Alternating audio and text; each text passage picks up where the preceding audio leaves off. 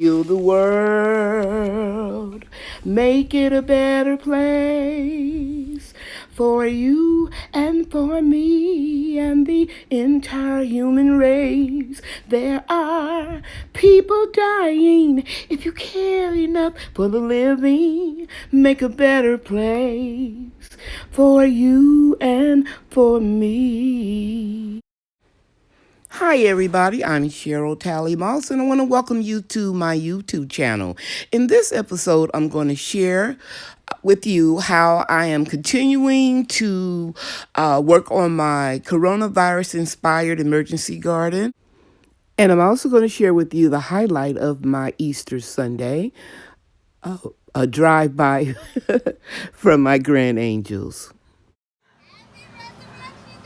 Happy Easter and Resurrection Day to you too. I love you. Y'all just don't know. I miss you so much. Okay, who gonna come and get the soup? I think you better come because it's glass. Okay, I'll find some bags. There's the soup and the chicken I made for my grand angels.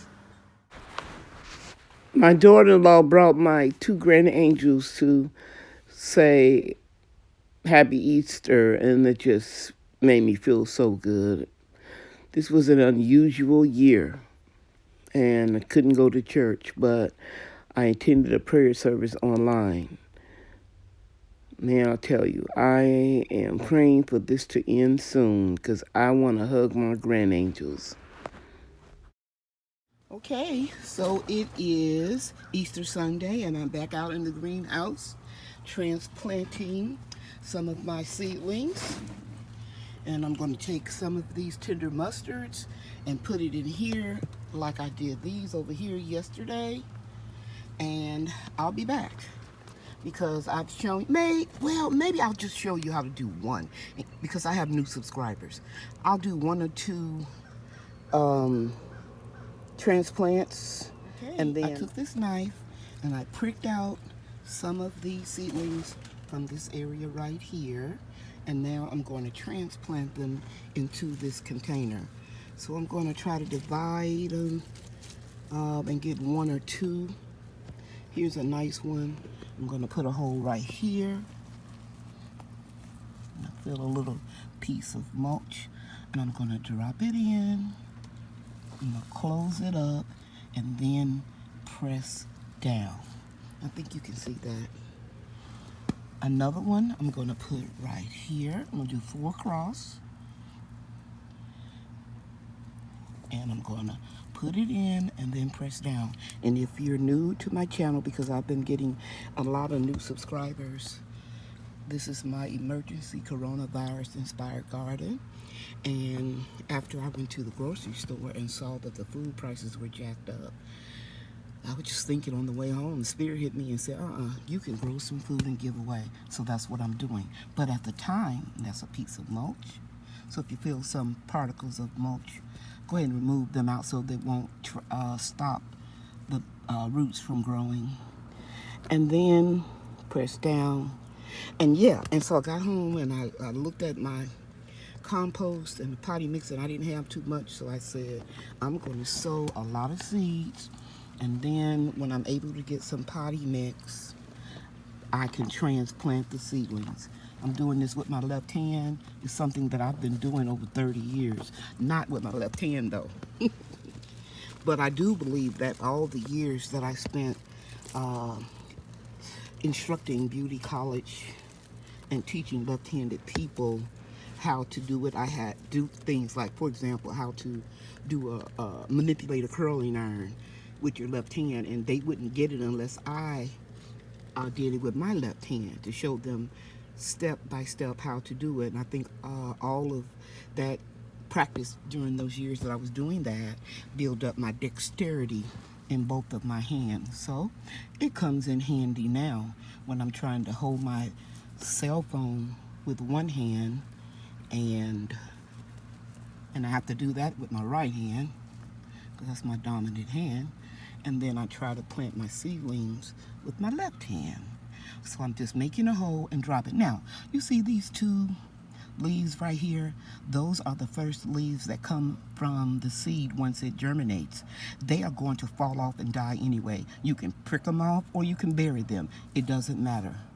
They are going to fall off and then they'll just be compost. Okay, so I'm going to finish this row. And I'm feeling for any hard particles that would obstruct the roots. And this looks like two here, but they're real small, so I'm going to drop those in the hole, press together. And if you're new to my channel and you're new to gardening, the reason why I press it together and then mash down is because you want to get all the air pockets out so that your roots don't have a lot of water around them in those air pockets, and it will cause your plants to die from root rot. Okay, so press it together and then press down. Okay, so I'll come back when I have this whole tray. Guys, I'm working in the greenhouse. It's real hot in here. It's 95 degrees, even though it's only 70 degrees outside.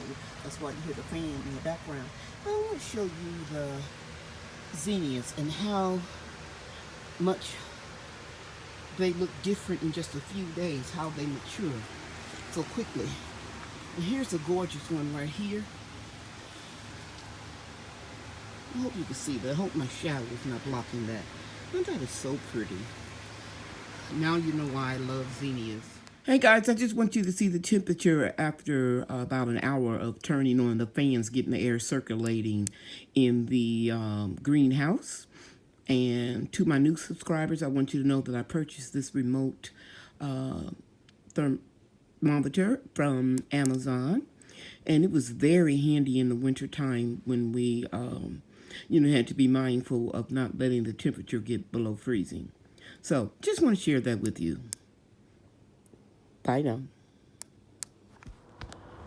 Well, I came outside to take a look around at the two garden beds because temperatures dropped to 39 degrees last night. And let me get out the way. Let me see. I'll stand over here. I think this will be better.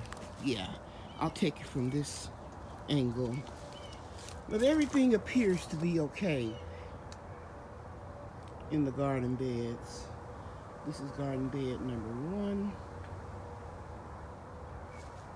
And here is garden bed number 2.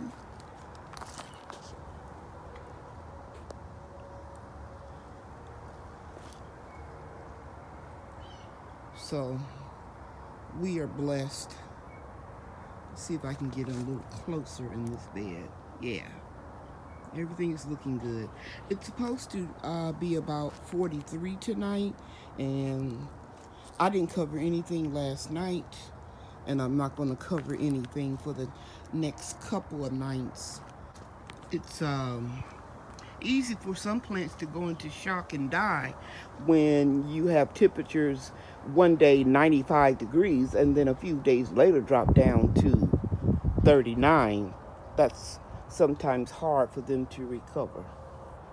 Okay, now I'm going to go check on the greenhouse. It's nice and warm in the greenhouse. It's about 85 degrees.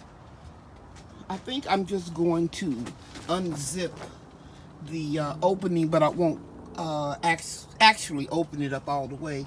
Just let some air get in here, because if I don't, condensation will build up too much. Everything's looking good, at least down here, and I need to go and look at what I transplanted yesterday. I tell you, this tomato plant is becoming a beast, and I'm happy about that.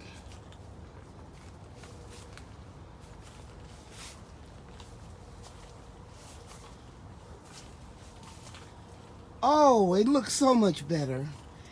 Yesterday, Easter Sunday, when I transplanted the tender spinach, the Coma to Suma tender green spinach, they were real limp.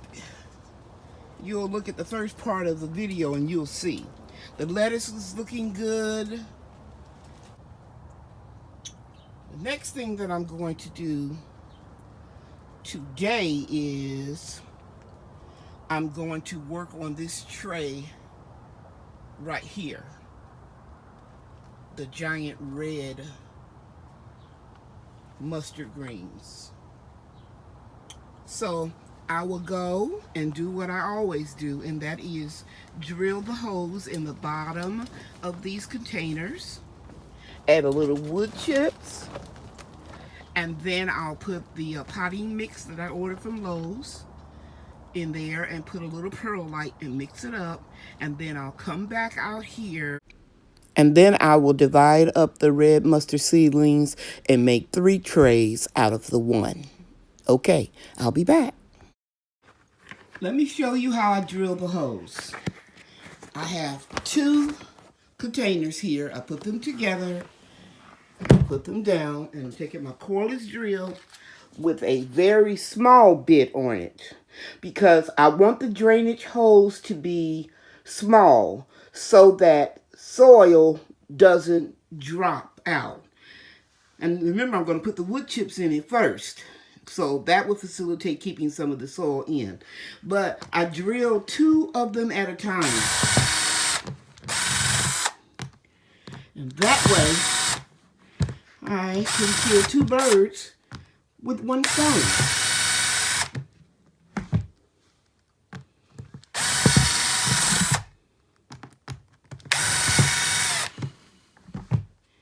And then I hold it up to the light and I see if it drilled all the way through.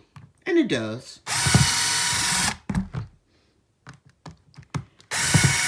So I put a lot of holes in instead of several small holes. I put a lot of holes in there so the water can drain slowly. Okay, because it gets real hot in Texas, in North Texas, Mesquite, where I live, in the summertime, and your plants can dry out real quick. So I want the roots to benefit from a slow drainage as opposed to water and quickly run out. I hope that makes sense to you. It's little things like this that you learn from experience. And while I'm on the subject, let me share this with you guys. Don't let anybody convince you that there are only 1 or 2 people you can learn from. You can learn a whole lot from other gardeners. If you live in zone 8A, I would concentrate more on people that live in your garden zone because they're used to the issues that you have with pests and climate conditions, heat, rain, wind, that type of thing. But you can learn from anybody. Don't let anybody on YouTube let you feel that you can only learn from them. That is a person who is not confident. Because when you're confident in your ability, and if you knew, you will get confidence every time you grow something, you try to improve it. And your learning level and your skill level will get better and better, and you would be able to say and do things with confidence. So don't let nobody make you feel that you only have to listen to them or one other person. Learn from everybody. And to my older gardeners, I will say to you, just because you've been growing a long time does not mean that you are a master gardener. In fact, I don't ever want to be a master gardener. I want to be a life learner.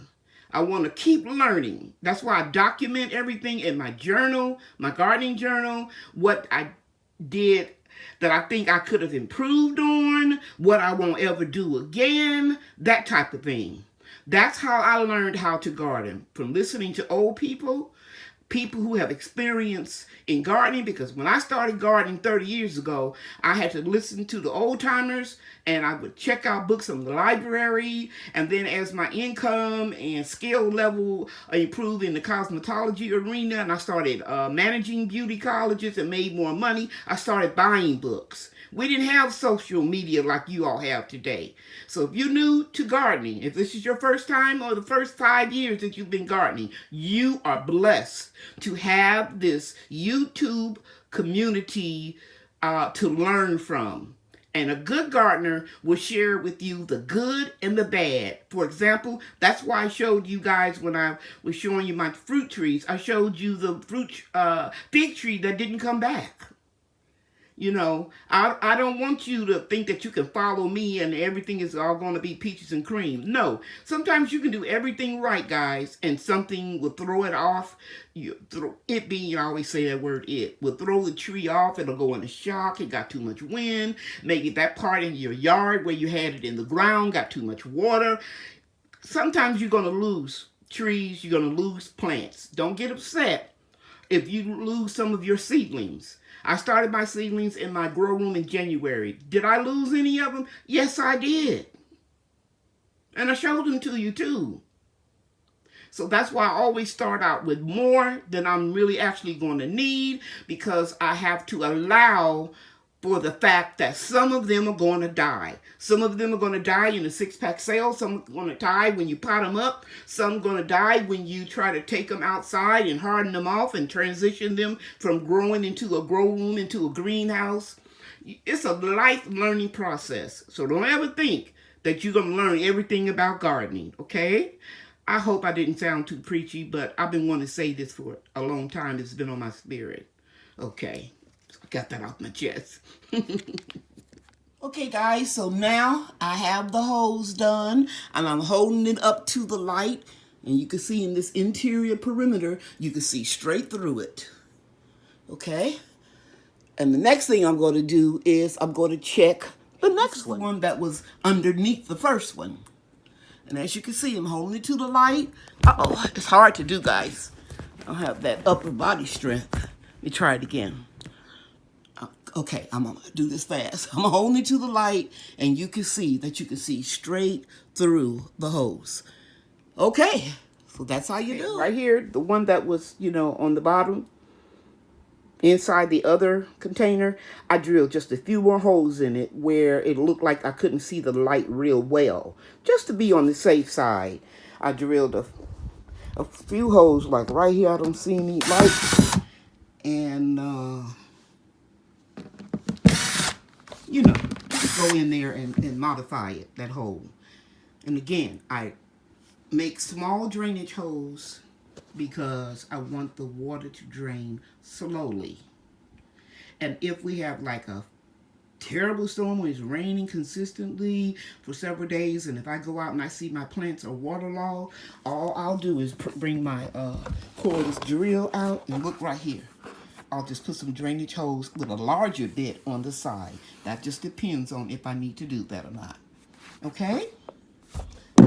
All right. Okay, now I'm going to take these outside, get wood chips in them, get potting soil in them, and a little perlite for drainage. And then I will start transplanting, and I'll bring you back, and I'll meet you in my greenhouse.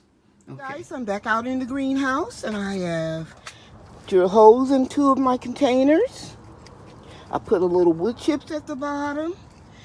Then I put in my potty mix, and I broke it up with this rake because you don't want clumps. Then I stirred in a cup of perlite.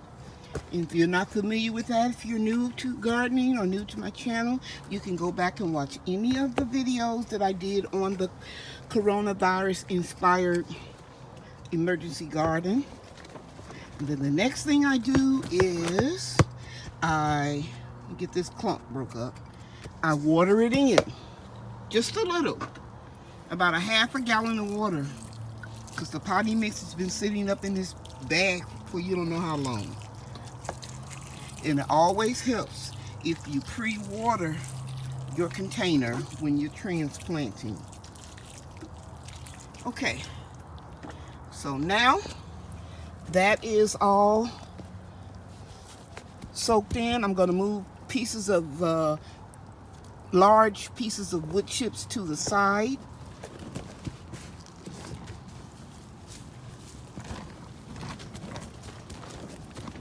And I'm just gonna pat it down. And I'm looking for my knife and I don't see it. So I'm gonna improvise and I'm gonna use this rake right here. As you can see, I'm digging it up and I'm gonna scoop out a whole lot. I'm gonna get my hand underneath and I'm gonna put them right here. And I'm not gonna spend a lot of time showing you how to do this because it's in the beginning of the video and in several other videos. So I'm gonna gently separate these giant red mustard greens. And as you can see, one I have here with the root ball, I'm gonna dig a hole, close it up, press down, dig a hole, get one with a nice root like here, drop it in, close it up, press down. And like always with these greens, I'm doing 4 across.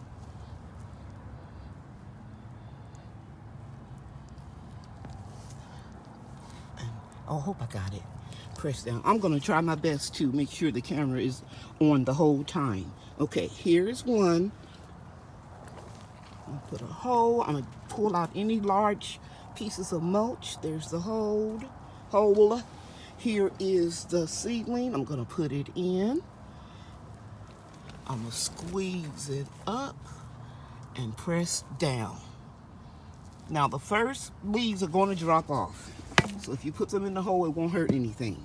And that's how you do it, ladies and gentlemen. This video is getting too long, so I'm not going to videotape the rest of this, but I will show you in my next video the progress of all of the tender greens that I had to divide and separate and build new containers. Well, build more soil and put them in, evenly distribute as best I could in 3 containers. I hope that came out right. Okay guys, I finished one container. What I did, let me show you over here. I virtually divided it in thirds so I wouldn't have so much in one container, not in the other. I really think this is going to be the largest container right here, because now that I'm looking at it, I took a little bit more than a third. But that's okay. I can put this in one container and then I can evenly distribute these right here. So I have this other container all ready to go, but I'm gonna end this video right here. And this butterfly keeps playing with me. It keeps flying around toward my voice, but I'm not gonna get distracted. So I'm gonna water these. They're gonna look a little weak.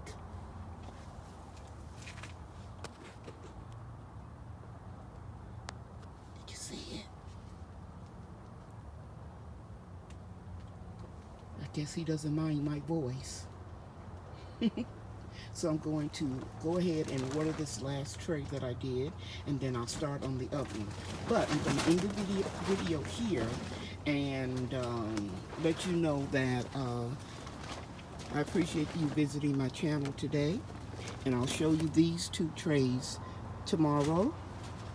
And also, I want to tell you that I appreciate you taking time out of your schedule to watch my video, and that tomorrow is Tuesday's fruit. Let me get that butterfly. Tomorrow is Tuesday's fruit, but that doesn't mean that I won't share other fruit with you on any other day, but the main concentration on Tuesdays will be my fruit trees, bushes, vines, or plants. Okay, I hope you enjoyed this video. Please don't forget to like and subscribe if you haven't already, and show my video to your friends. The end.